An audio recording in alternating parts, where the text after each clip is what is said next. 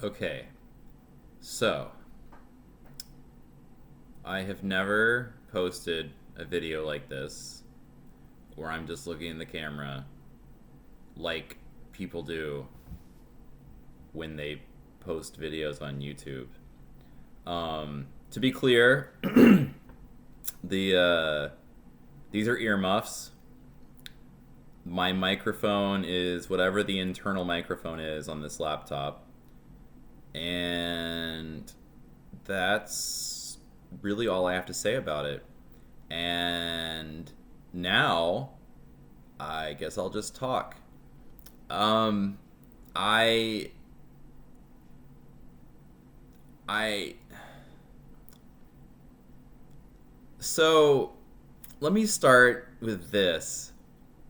Uh, I,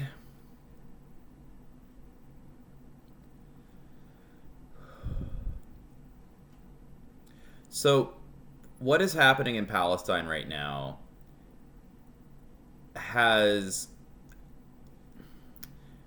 it occupies my thoughts regularly.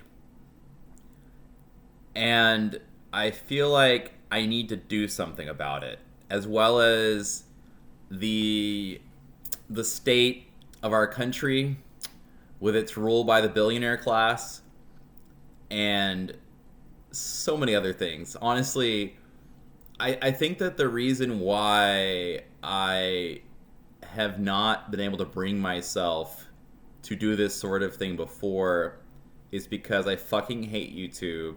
I fucking hate Twitter. And I don't want to participate. But it's where everybody seems to be. So if I wish to reach the people, then I need to participate on some level in the social media landscape. Um, with that said, well, okay, I will acknowledge that I use YouTube almost constantly. I specifically use it for basically documentaries and a handful of podcasts and Democracy Now, which I can watch on the app, but YouTube's easier. And I feel like I should be watching Democracy Now on a Democracy Now platform instead of the YouTube platform. But I guess that's neither here nor there. Um, I so my little project, one of my little projects recently has been me trying to develop some sense of every country in the world. So I wrote down a list of all the countries. There are, and I say this. I think this is what I think I got this correct from Wikipedia, and I know that there is a debate about how many countries there are, but I will say I believe there are 195 countries that are UN members, and then there are 10 other countries that are not UN members, I guess, but some people call them a country. So there's that. That's one thing I've been doing. Also, like these earmuffs, I wear them like all the time, uh, and so I feel like in some ways it's like a security blanket. And so whether or not um, wearing these is helpful, I don't really know. It might be better if I had one of those setups with the microphone, and I have one of those. I just don't know where it is. So I decided that there's so much that's been holding me back from, like I said, participating in the social media stuff. And so I'm just doing it. I realized that even if it's shitty, I I feel the need to convey information that I don't feel is being conveyed. And even for those who are conveying this type of the type of information, that I am inclined to provide, to disseminate. I have my own takes, and I have my own body of knowledge from which I am developing these quote unquote takes. So, because of that, I have reached a point, and I mean, really what did it was finding out about what's going on in Rafah right now, and the horrifying reality that, I mean, Israel seems prepared to completely push all the Palestinians out of Palestine.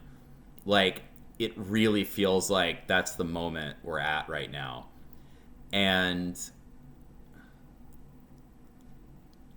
so, obviously, it seems like there's nothing I can do about that. And it seems like there's nothing any of us can do about that. That's how it seems a lot of the time.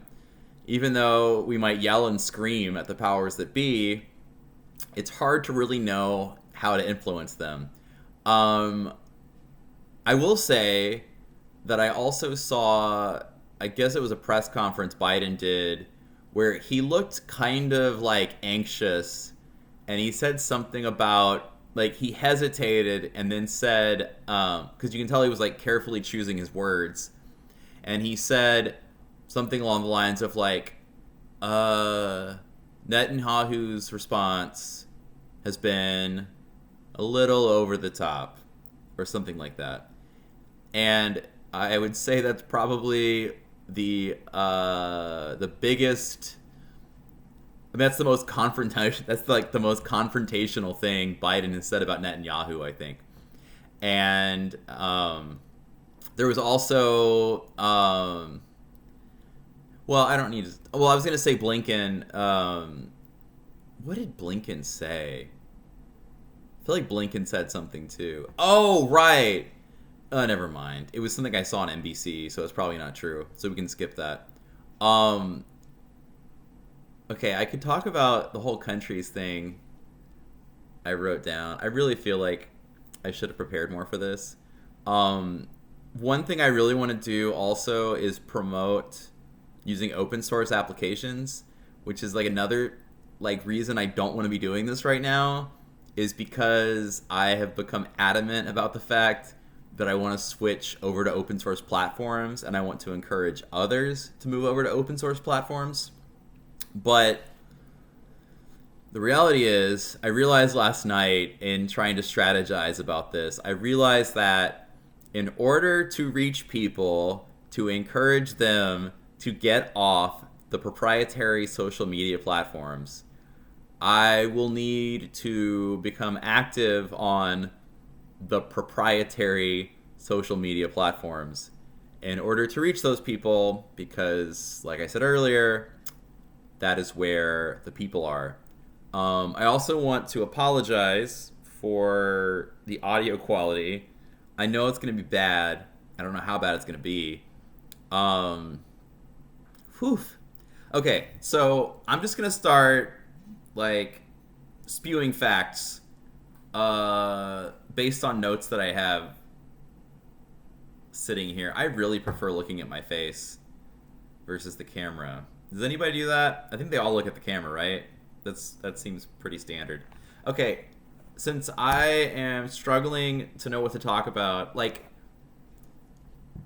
I'm not really nervous as a speaker generally.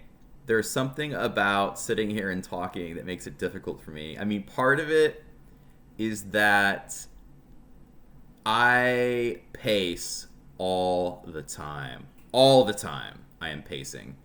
And I feel like I can't think properly if I'm not pacing. The problem with that is, so what I realized is that if I'm doing audio only, then it doesn't matter. Like, I can walk around and talk, and I frequently do that. In fact, I frequently record myself, like, all the time, and then I'm the only person that listens to it. And it's, I guess, really sort of designed to, I don't know. I mean, to have a record of my thoughts and to reflect on those thoughts and to have a record of it so I can remember exactly what I was thinking at the time, and then use that to help further my understanding and analysis. The problem with that is I'm not getting any kind of message out at all. At all. I've made some attempts at blogging, but I'm really bad at doing that consistently. And the only time that I am able to do it consistently is when I'm like sort of writing it improvisationally, which is to say, like, similar to this video, not really coming in with like a definitive plan about what I'm going to write, and then writing something, and then going back and making it flow enough that it sort of makes sense, and then just uploading it. And that's one strategy. One problem with it is that people don't read very much. They watch videos a lot, though. I don't know how often they watch long videos. I watch long videos, or more often actually just listen to long videos of people speaking about things like history, especially colonial history. Yeah, I've been really interested in colonial history lately. And when I say colonial history, I don't mean colonial history that is only about like American colonialism or British colonialism, like really, and even beyond colonialism, just about like territorial disputes, genocide. Like, I've become a lot more interested in basically studying the world from the perspective of, I mean, so here's something that I think that based on what's been happening in Palestine, like, I've really, because of, like, I don't remember who I first heard describe Israel as a British settler colony. I really don't remember. I don't think it was Chomsky. But it was someone, you know, who is supportive of the Palestinians and opposed to the occupation. And so, like, something that I've had to start thinking more about is the fact that I am a descendant of settlers. I know this for a fact that I'm also a descendant of slave owners. And so I think that in studying it, it has made me more consistently aware of who I am in terms of, in the historical narrative. I am I would call it residue, but, you know, because Europeans have come to dominate the continent, it's hard to describe my presence as quote unquote residue of the European diaspora, because that's a lot of residue. You know, hundreds of millions of people. I mean, I don't know how many. Yeah, I mean, I don't know what the percentages are by race, and, you know, who has descendants that have been in the United States the longest, and, like, you know, who came along later down the line and so can say that they were not, that their ancestors were not directly involved in the North American genocides. But, whew, okay. So I have some notes on different things, and I think I'm just going to start talking about it. Yeah. Okay, so, well, first off, I'll say I journal all the time, like, all the time. And once again, like, these ideas that I'm writing, I'm not getting out anywhere. Like, I started writing a book, and I've written, like, tens of thousands of words. I've written enough that if I go through it and, like, do some research to sort of bolster some of my arguments in the book. I mean, I hesitate to call it a book, but when you have an open office document that has 50,000 words in it that are broken into paragraphs, I guess that kind of qualifies as a book. I mean, that's kind of how we define books, right? Is large blocks of words, right? At the end of the day, that's all it is, right? So, yeah. But I put a lot into that, and I realized that, like, I don't know if anyone's going to read it, and I guess that, I don't know, I mean, this is the vehicle by which I can just describe all the things that I'm happening in the moment and get it out there, and people can see it because I know that there is, and actually, you may not know this, whoever you are watching this, but you're constantly lied to by the media, all the media, both mainstream and otherwise for the most part. And something that's so interesting to me that I've discovered is that everyone seems to think they don't follow the news. But if you are absorbing contemporary media, you are following the news. It might be that to you the news is like what the fucking score was in the football game. Which reminds me, it's the Super Bowl tomorrow, right? And apparently Taylor Swift is going to overthrow the United States government at it, is what I've heard. So I'm excited about that. Anyway, so... So recently I was in a waiting room. I won't say where the waiting room is, and it's the what I experienced there is now ubiquitous in American society. But I made it a point of watching everyone who came in and did a count of how many were on their cell phones. And the count, I was there for over an hour, and out of the 7, 8, 9, I don't know how many people, there were about 5 people at a time in there. At no point was anyone not looking at their cell phone. The only time that I thought someone was not looking at their cell phone was when they made a phone call and then put their phone in their purse, and then I don't know what she was doing, but like within about 30 seconds to a minute the phone was back out. And so it's like our default state of being, right? To be on our phones. And I mean, obviously what we do on our phones is important as far as like there are better or worse uses of these devices.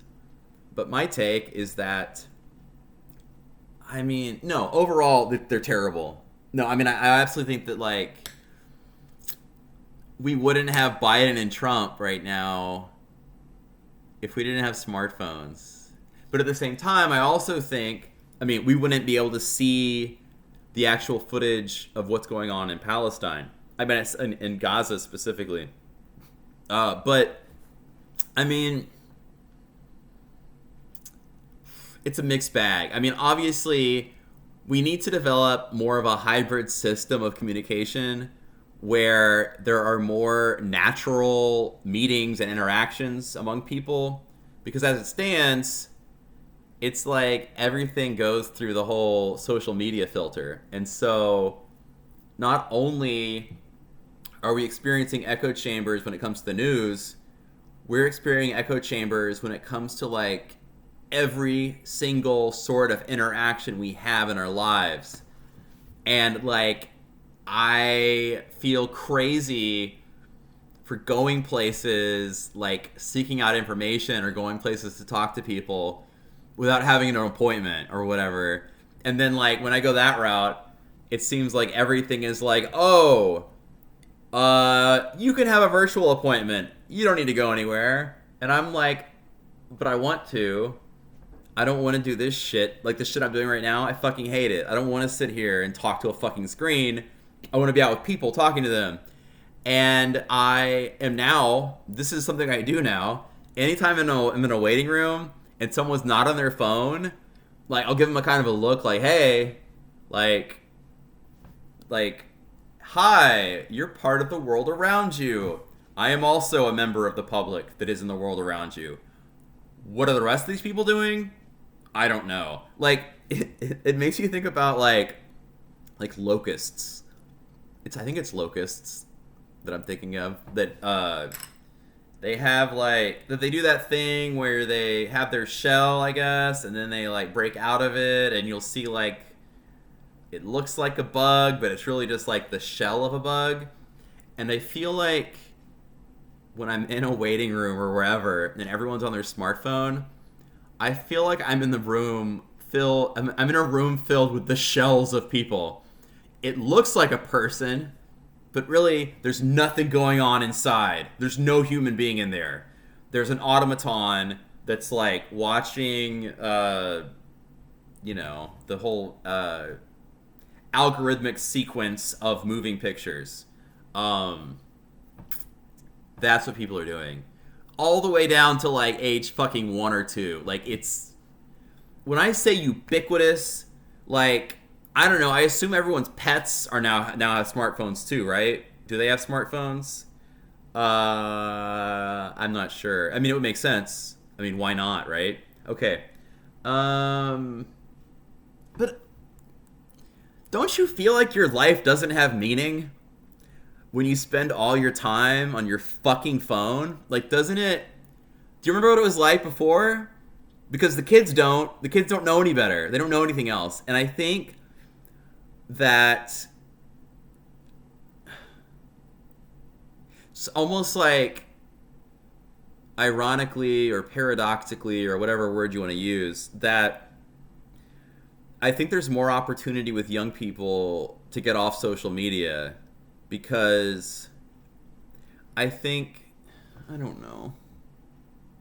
And I mean, I guess it's not like, I've been thinking about it, and if I was on a more democratic open source social media platform, I think that that might be a good thing to be on. Not to be on it all day. And I think that might be the most important aspect of this, is that it's not about getting off social media entirely. In fact, I mean, okay, so to set some like specific parameters, I was reading in an article, I don't know what the news source was, but I think it was actually the Pew Research Center, which I think is supposed to be more reputable polling than other things, right? I don't know. But it said that the average adult in America, and I think this is across the board, is on their smartphone for like 4.5 hours a day, which is fucking horrifying. I mean, I think that, I don't know if that includes like the amount of time that kids are on the tablets at school. Oh my god. Like, or on their laptops, and like, oh my god. And I could go into my history with the educational system. I don't want to, so I'm not going to. Not right now, at least. I will say, and here's a topic I'm very passionate about, is fuck public education, fuck compulsory schooling, fuck the indoctrination, fuck the school to prison pipeline, fuck the like whole treatment of special education as like pretending that those kids are dumb, right? And so here's what I think. I don't think well, first off, people don't automatically like make horrible assumptions about people who are in special education. I don't think that's automatic. I think that's part of the program. And the reason I think it's part of the program is because I also have experience with ABA therapy. I have a lot of experience working with young people with autism. And I absolutely think that the reason why these kids get marginalized, and when I say these specific communities, I'm thinking of like kids with ADHD, especially ADHD and autism. There seems to be something there. Like, there seems to be, like a certain energy and a certain perspective and a certain, like, they just don't cooperate. They don't necessarily always accept the dominant narrative. It's been my experience. They seem more open to different ideas. And this is across the board, though. And I think in some ways it's because in the special ed setting, there's not as much of a focus on standardized testing. I mean, there is. In fact, okay, I'm not going to go into that. I'm not going to talk about standardized testing because I'll say I also have a lot of experience with that, including on the other side of it, which is to say on the side of like the test writers.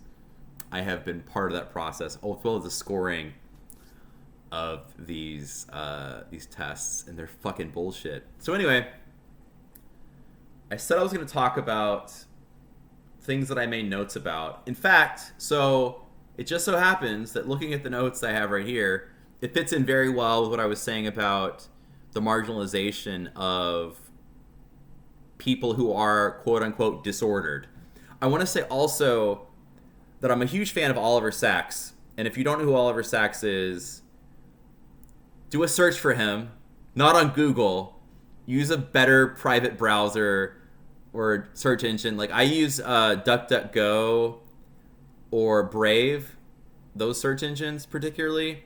I will say though, we are stuck in a situation where it seems like every fucking video that you can watch is all on YouTube. I mean, like, there's obviously like the other streaming platforms.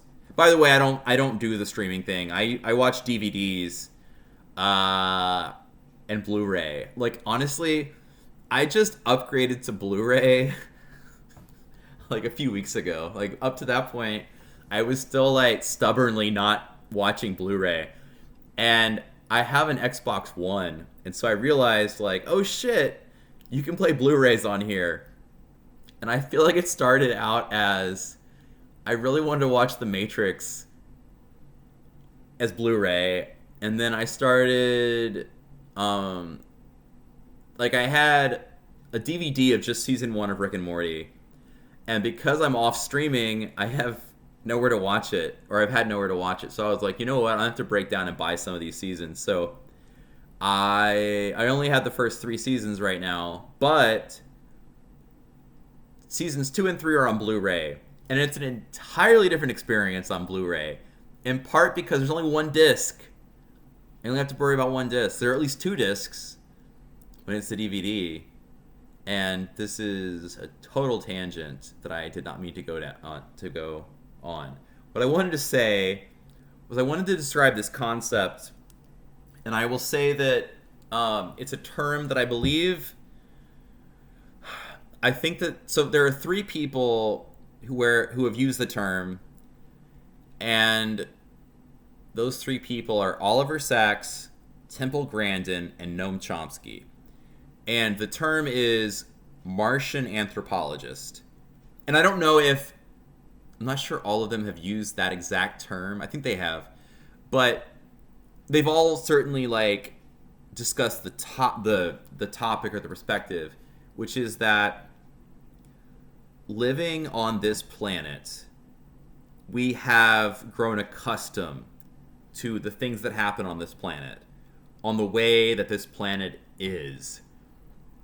And so we look at things that are completely fucking awful and insane and terrible, and we like discount the things that actually matter. And it's because we've been here it's because we're indoctrinated at such a young age. And so the concept is basically this. So I have not actually read, is it Robert Heinlein, who wrote Stranger in a Strange Land, which I believe is about an actual person who supposedly, like, it's the idea is that there's a human who grows up in a Martian society and then comes to Earth. I guess I should read it and then report back, because it really helps. I think it really helps with what I'm saying here, or to think about the concept of, basically, the idea is that if we were from another planet and just dropped down here and we were analyzing everything without taking into account all of the indoctrination, then we would have a very different view of things, right? That's the idea. And so, you know what? So I'm going to develop that thought more later. It's something that I think about and write about and talk about to myself. a lot. And I actually, oof. Okay, I'll be very brief about this part because I don't want to get into this too much because I kind of have like a messy history with the institution that we describe as mental health. But I made the mistake of telling a psychiatrist that I was an alien. And I tried to like explain that like I'm kind of kidding.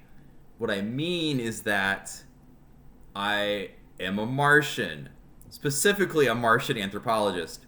This did nothing to help. This did nothing to help my situation. It only made it worse. I have frequently been told that I engage in delusional thinking.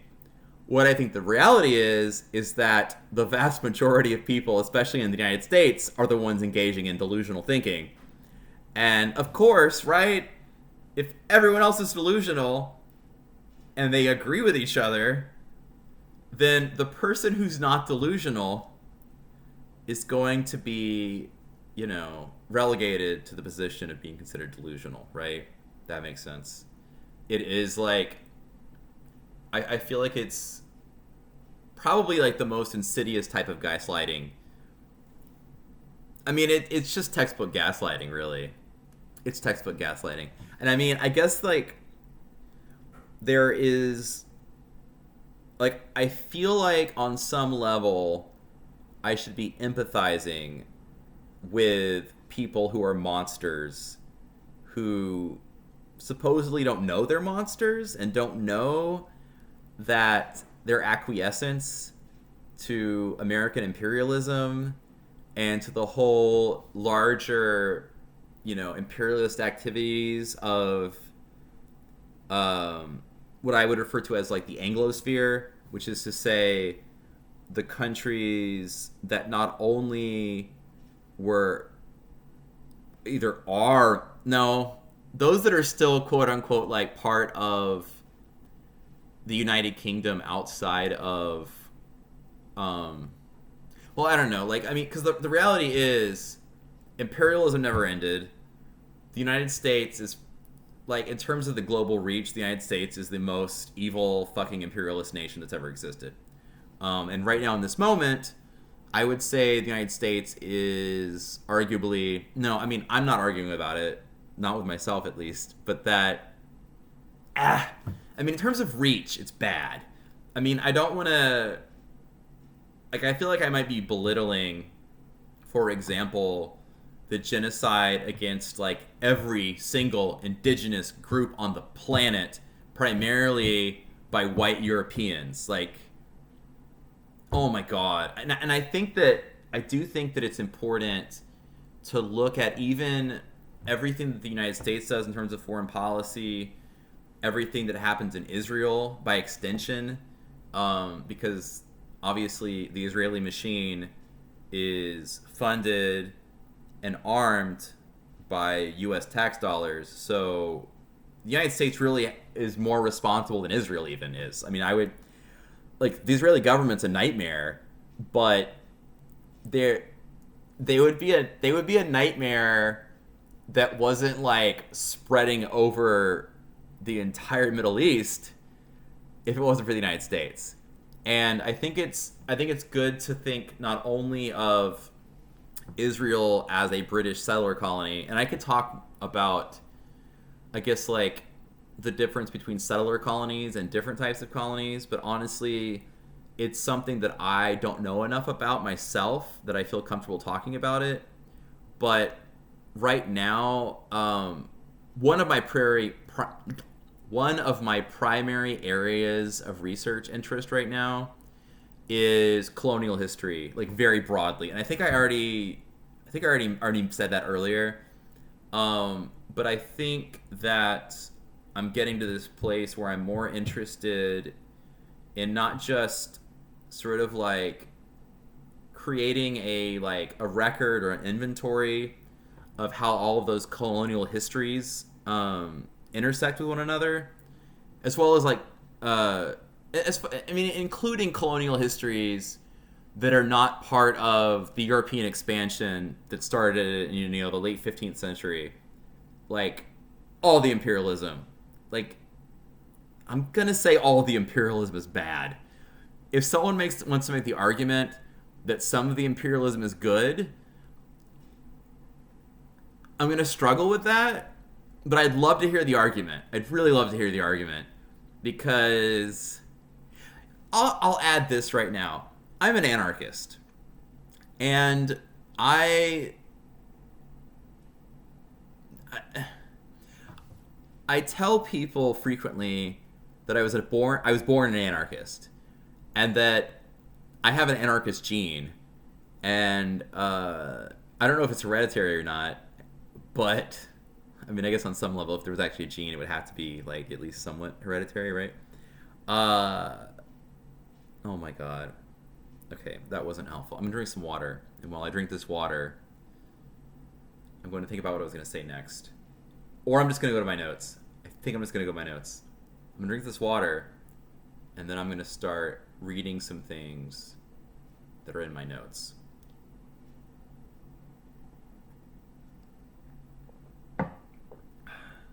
Okay. So, I was talking about the Martian anthropologist thing. There's going to be definitely a scattershot approach to this video here, because I think in some ways, I guess I'm sort of like, part of it is my introduction to you, the person watching this. And in saying that, it reminds me of, I guess it was some influencer. Oh, I can almost remember which one too. It might come to me. But anyway, like, the idea basically that one of the really important things in becoming an influencer and being successful as an influencer is to have a conversation with your audience. Oh, I think it was Keith Olbermann? I was just going to say Keith Olbermann does a good job with it. Like, you feel like he's talking directly to you. And I think that a lot of influencers, I do not feel that way about. And so it's nice to feel like someone's actually talking to you and actually having a conversation with you. And I think that beyond that, I know that something that, I mean, basically that everyone says, oh, and like, this is going to make me think about Naomi Klein. I'm not going to go into that yet either.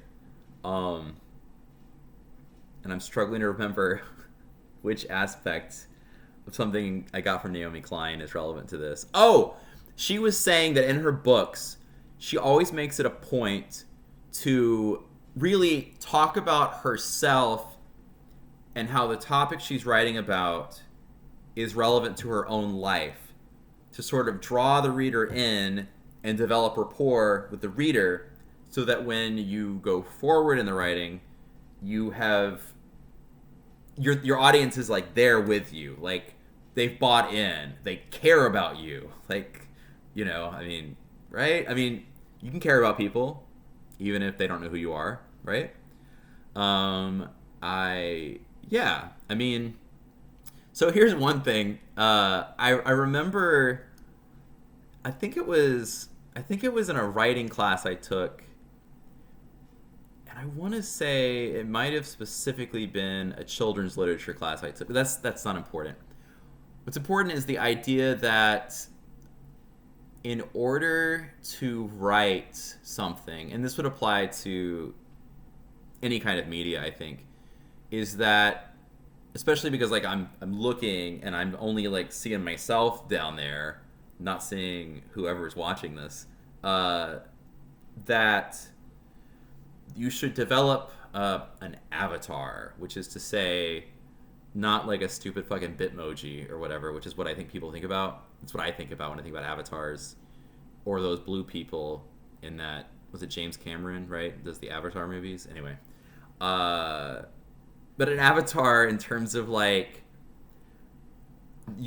what the audience that you imagine is watching, and you imagine this single composite character that represents the audience, this one person who may or may not exist, that is the sort of, an abstraction of what the audience is. And I think that something that happened for me when, with my writing, I was trying to think about the audience. And for the most part, I don't care about the audience. To some extent,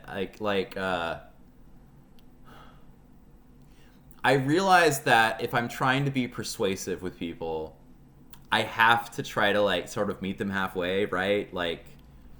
To operate to some extent on their terms, because otherwise I'm not going to get I'm not even going to get my foot in the door, to use that tired cliche, because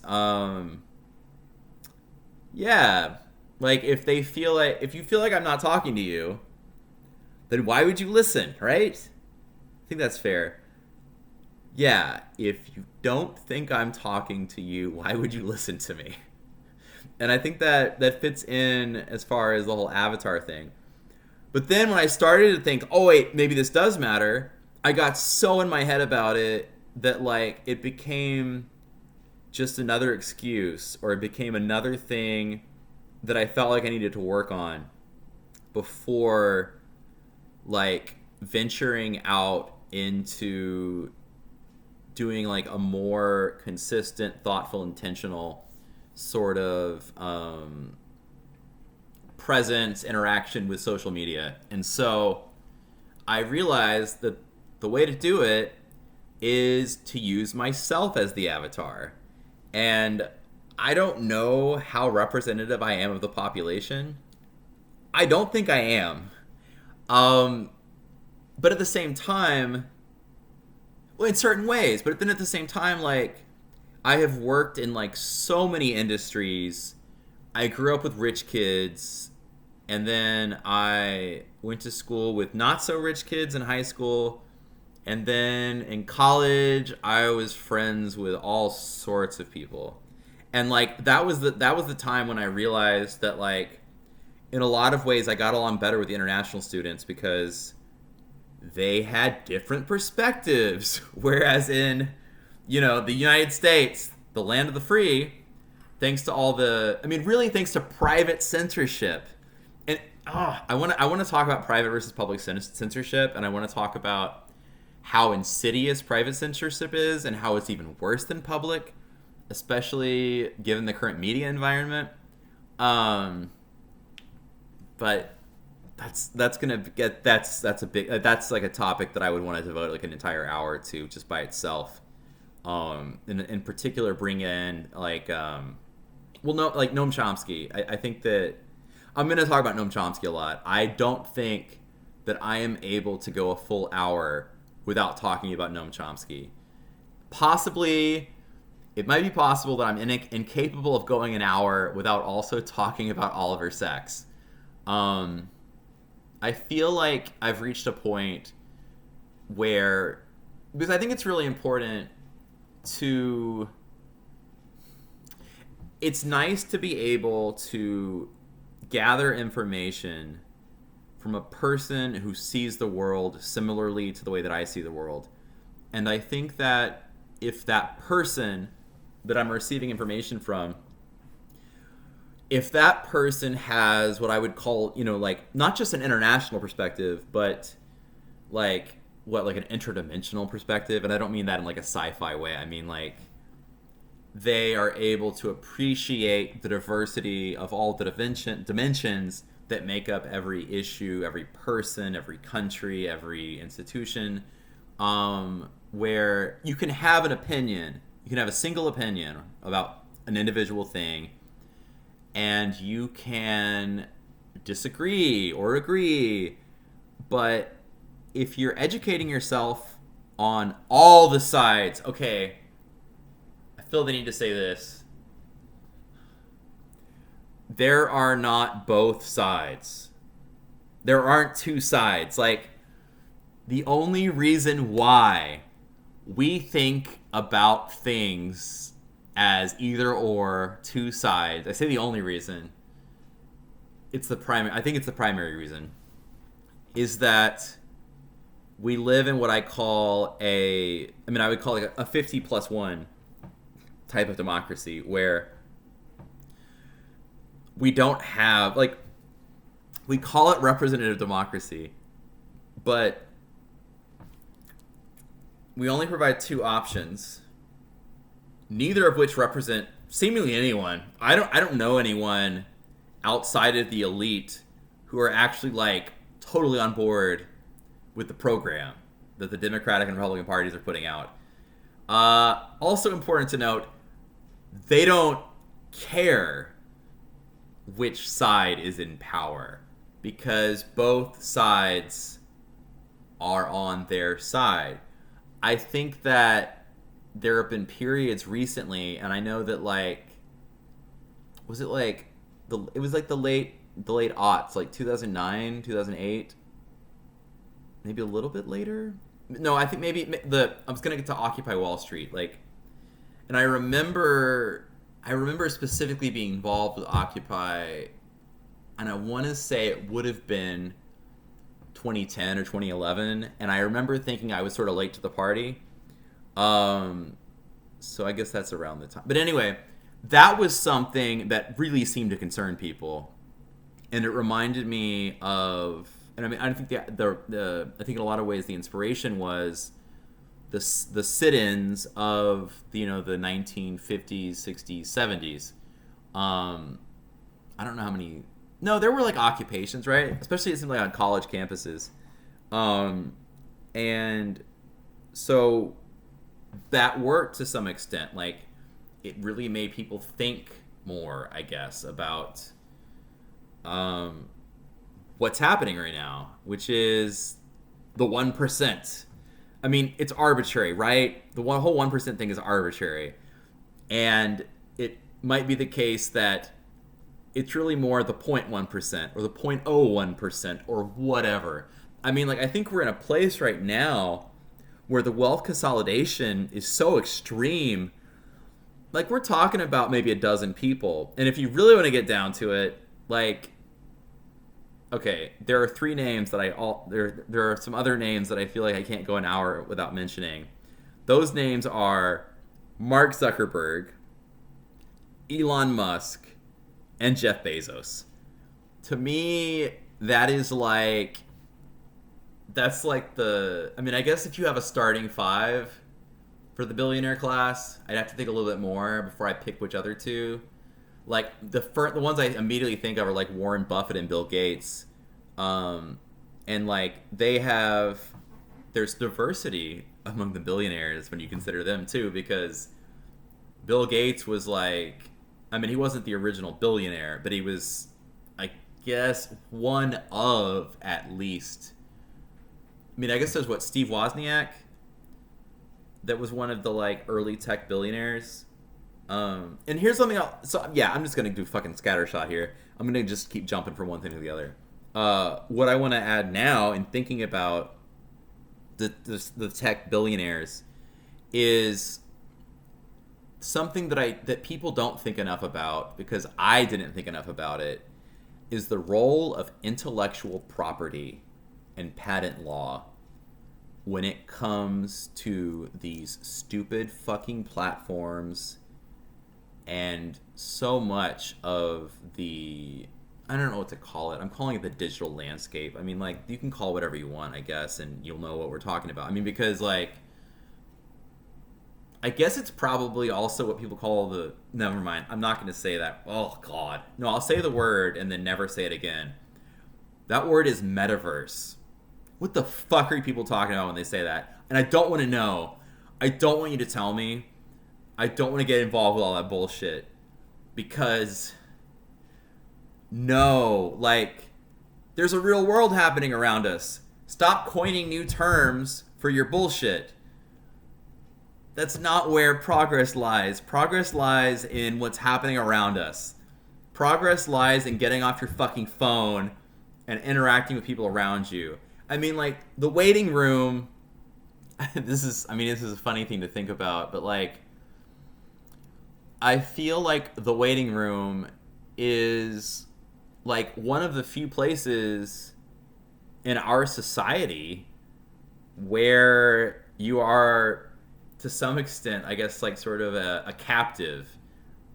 You're like a captive audience, or you're a captive group, and it's a situation where interacting with others is easier because you're just sitting there, right? There's not a lot going on, and you're all in the same place, probably there for like similar reasons, or like within a range of similar reasons. So it makes sense to talk to those people. And I think about, like, I think when I was younger, how I would like read a book in the waiting room, or read a magazine or whatever. And I remember thinking at the time, like, man, I feel bad that I'm so focused on this magazine when I could be interacting with the people around me. And it's like, if you're just reading a magazine, then it's pretty easy to get someone's attention, right? And like in between flips of pages of the magazine. I mean, are there even fucking magazines in waiting rooms anymore? Do we not even have fucking magazines in waiting rooms? And like, most of the quote unquote magazines aren't even real. They're just fucking digital information on the internet. Like,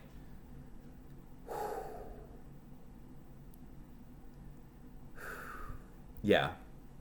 It fucking sucks. It fucking sucks. Like, I was thinking about it, and it was Noam Chomsky again in the documentary version of Manufacturing Consent, when he talks about a guy who I believe was like, he was like a disabled veteran. I'm not sure from which war. I want to say World War II, but it might have been World War One. Oh no, World War II would make more sense, right? Noam Chomsky's not that old. He's fucking old, but he's not that old. Right? Right. He's less than 100, and 100 years ago was... But that person could have been a World War One. Never mind. Okay, my point is, he talked about... I guess it was a newsstand, and how they had like all these different newspapers. Like, I forget where this was. Now I'm even questioning if it was really Noam Chomsky where I'm getting this from. I think it was from watching Manufacturing Consent, though. But he was saying how, like, basically what this guy did, and I think the reason Chomsky brought it up is he said that he used to frequent this newsstand, and like they'd have like a shit ton of newspapers. Like, some of them would be like your more mainstream. Some of them would be like about labor struggles. Some of them would be, you know, like more or less radical, probably in different language, representing a whole range of groups. And like, now we're all getting our news from the same fucking place. Like, we have the opportunity to be doing so many great things. Like, recently I've been thinking, like, man, we should have never gotten past the telegraph machine. Like, that's when shit started going downhill. You could argue that it started earlier, even much earlier. Like, oh shit, I'm not even going to try to say when the Luddite movement was active, because, like, I'm not even convinced I'm going to get the century right. Because I thought it wasn't until the 1800s, and I think it started in the 1700s, that there was the legend of Ned Ludd. I'll talk about Ludditism later. And I'll talk about, like, classic Ludditism, which is to say, you know, like, fucking Gilded Age destruction of shit, that kind of Ludditism. Man, and so, like, I had this idea. I guess I'm going to round it out with this, because I think that maybe this really sort of gets to the heart of... Oh, I guess I'm supposed to introduce myself, right? My name's Stephen Bollich, whatever. Okay, my name's on the video thing, right? You don't need to know my name. Or, I mean, if you're searching... if you're trying to find the videos, but if they're on the same channel... Also, I feel like I need to be on Twitter to promote this, because that's a thing, I guess. I fucking hate Twitter, especially because Elon's in charge now. Ugh. Sorry, so the point of bringing up the newsstand was the lack of diversity of opinion and the lack of diversity of news sources. I've learned the importance of independent journalism, Like, I think that I've spent most of my life thinking that we can never really trust the news, but the okay, certain people have the desire to convey a certain message that is to their benefit and is specifically to their benefit in a way that allows them to manipulate and exploit the general population. Someone who is not getting paid to put out information, someone who is poor probably because independent journalism, whatever. Like, yeah, it's like, and if you're seeing like raw footage of what's happening on the ground in different places, like, I know that, you know, people can get tricky with the AI and with the creative editing, as I guess they call it. And so also in a way, like the fact that I'm not editing this at all, and this is just, you know, off the cuff or whatever.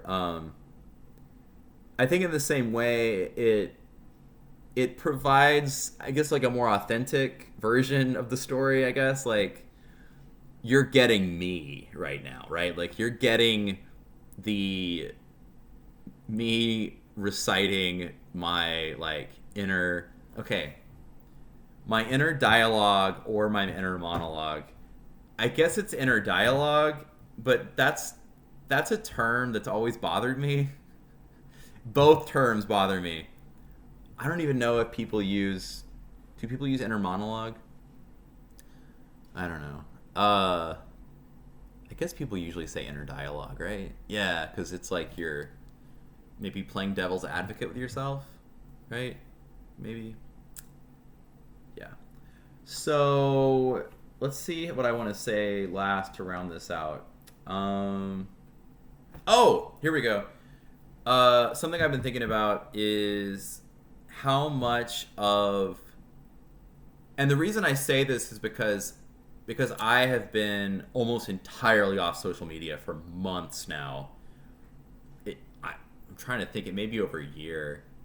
Well, because I was only on Facebook, really. That's literally the only thing I've ever been active on. And once I got off Facebook, that pretty much ended my social media presence.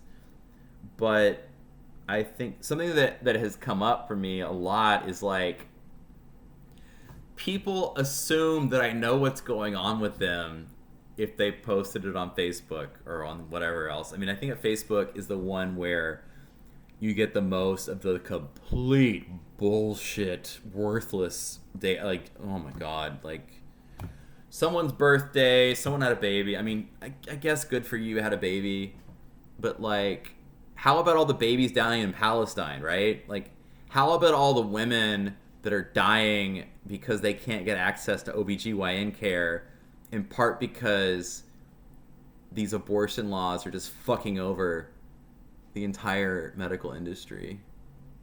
Like, that's what I want to talk about. And like, where am I going to get that? Like, I guess that on what I call the algorithm video machines. The YouTube has the shorts, Instagram has the reels, and wait, which ones did I say?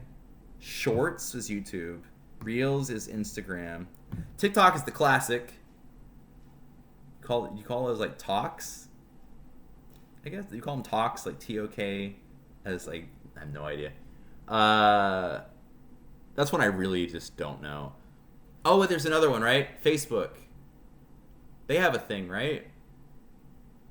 I don't know what the Facebook one is called. I know that there's something I think called Threads that's like Twitter, sort of, right? But it's still proprietary and it's still a fucking billionaire, so who cares? So anyway, I didn't really get into this, but I want to cut this off quickly because I will go on forever.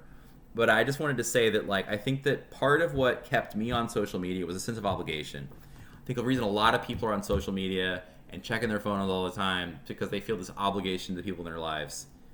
And we shouldn't feel that obligation. And we have to set boundaries there. And I have been able to do so many things in my life by setting that boundary. And yeah, I want to end on that. And I think that's really maybe like the most important part of my message that I want to convey is that you don't have to do this shit if you don't want to. Okay. Bye.